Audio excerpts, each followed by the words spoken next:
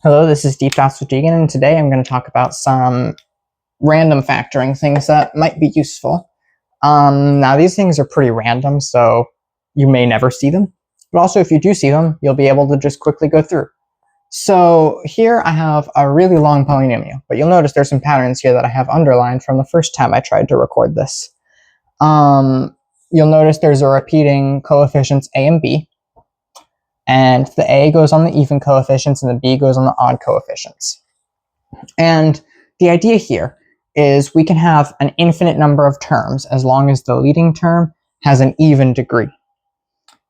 That sounds like it means a lot, but really it just means the power of the greatest exponent, our term, just has to be even. And what it's going to do is it's going to go down 1 degree until it reaches x to the first, or just x. Now, thinking about this, well, what does this mean? What I want to do is I'm going to define an infinite amount of these, or a set amount. And the way I'm going to do that is I'm going to say I have some summation here. I'll make this smaller. Where did I put the thing? Yep, it's right here. I'm going to make this a little smaller so I have room to do the factoring. I'm going to define this, though, as a little bit of a smaller thing. I'm going to use j as my counter. I'm going to start j at 1. And I'm going to call the top degree k.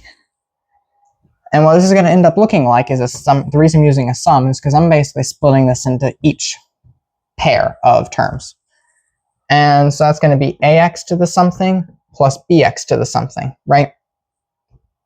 Yeah, that's right. Now, I just want to start in a case that I'm 100% sure is going to give me this. So ax squared plus bx. So this, for the case 1, for j equals 1, should equal 2 and 1. Where j equals 2 should be 4 and 3. And where j equals 3 in this case, it should equal 6 and 5. Okay, well, what's a way we can do this? That'll work every time. Because we could come up with something completely crazy, but that's not very helpful. Now, I chose 1/2 k because that's going to bring me down to 3. And I might not even need to do that. Let's see what happens if I do k. If I start here, I'm going to go, a is going to be k, or j. I'm starting with j. 2j, which makes sense. Oh, that's why I'm doing that. Right, so I want to go 2j, because this is going to be squared, and then 4th, and then the 6th. That's why that works. And then here, this is just going to be 2j minus 1, because it's just going to be the degree before that. So this is how I'm going to define this polynomial. Right? From now on, we're going to refer to this polynomial. However, when I'm factoring it, I'm going to talk about this up here. That way it's more intuitive, because this is a little bit more difficult to factor. So we're looking at up here is going to be, I'm going to split this into different pieces. I'm going to split it into this. So in this case, we're going to have ax to the 6th plus bx to the 5th plus ax to the 4th plus bx to the 3rd. I forgot what I was doing for a second. Plus ax squared plus bx. Okay? I can take out common factors.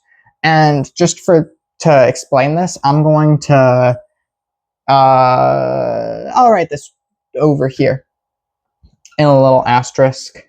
I'm going to define alpha, some variable. Actually, technically, it's going to be a function as just being ax plus b. And you'll see why. It's going to make a lot of this make more sense. Here, I can take out an x to the 5th. And if you do that, you're left with ax plus b. So I'm going to write this little alpha. You don't have to do this. I'm just doing this so you can see why I'm going to do what I do. Take out an x cubed here. We're also going to end up with this ax plus b. So I'm just going to write alpha here again. Same kind of thing happening here. We're going to end up with an x and also alpha. Now, if you look at this, it's a lot harder to see if you have the function set up like a function. But what you can do here is you can have this set up as basically just combining like terms. So it's going to be x to the 5th plus x to the 3rd plus x. Notice how it's going down 2 every time. And then I'm going to replace alpha with the ax plus b. From here, we can take out an x. So that's going to end up being x to the fourth plus x squared plus 1, ax plus b. Now, this x and ax plus b are going to appear every single time. This is the only part that can change in this case. So now I want to define this right here, and it's going to look a little similar to that. So what I'm going to do to define that is I'm going to have another summation. And also I'm going to use this to redefine. So obviously x is going to be my first factor. Ax plus b is going to be my second factor. And then whatever the summation is going to go up there. And then I'll show you what the factors actually are, because it's always going to be the same. I'm only going to be looking at real factors because eventually it gets to a point where it gets kind of difficult to predict the complex factors here, because all of these factors are going to be complex. It's not possible to have something that'll look like this with all even degrees that's going to be real, as long as the coefficients are 1. So obviously 0, and then we'll figure that out. But this right there is going to equal another sum. And I'll just use n. I'm just going to start at 0 because that's what we have there. So what we're looking at now is I want to take k, right? And what I want to do is I'm going to just subtract 2, because that's what we're looking at. K minus 2. Does that make sense? Well, I'm pretty sure it does. It's difficult to come up with these summations in real time. And I'm just going to claim this is x to the n. So I'm going to do it this way. 1/2 k minus 1. So that's going to go from 3. So from 6 divided by 2, that's 3. Minus 1, it's going to be 2. Now I want that to be to the fourth, so this is going to be just 2n. Very similar to what's going on up there. This is the most intuitive way to do it, I think. And so now we're just going to multiply this here from n equals 0 to 1/2 k minus 1 of x to the 2n. Let's check this out. Yep. So now I'm going to erase that down there. What are these factors?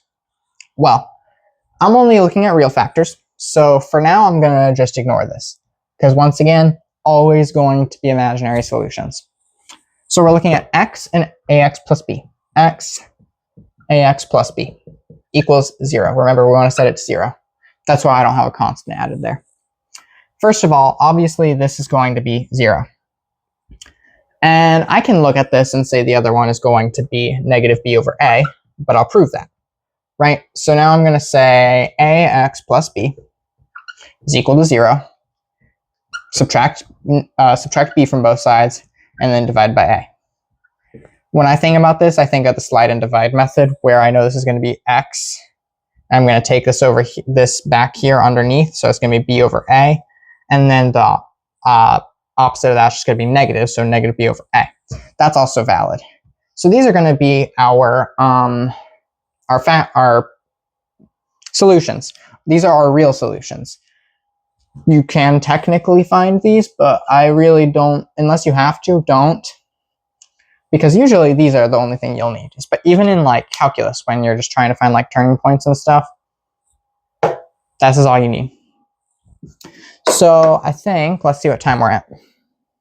Yeah, I might do one more. So let's move on to whatever the next one I'm going to come up with is. So for this next one, I'm going to show you something that's pretty cool.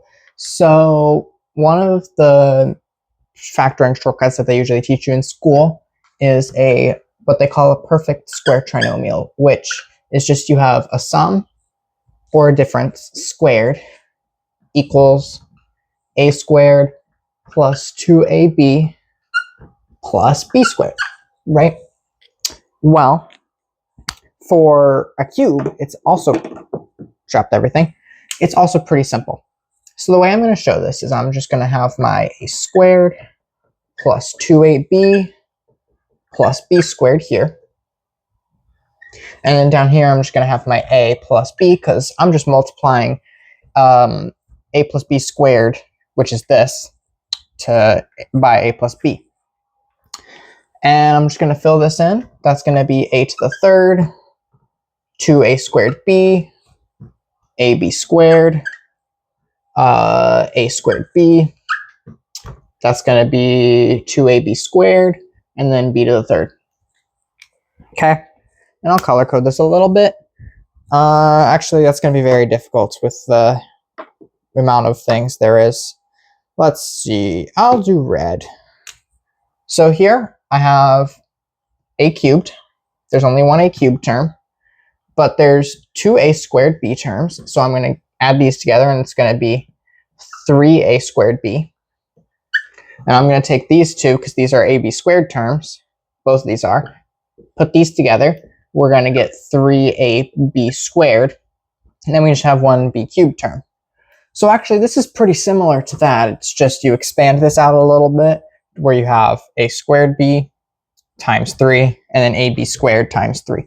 That's also a really nice one. Now, this one on its own, probably pretty difficult to see.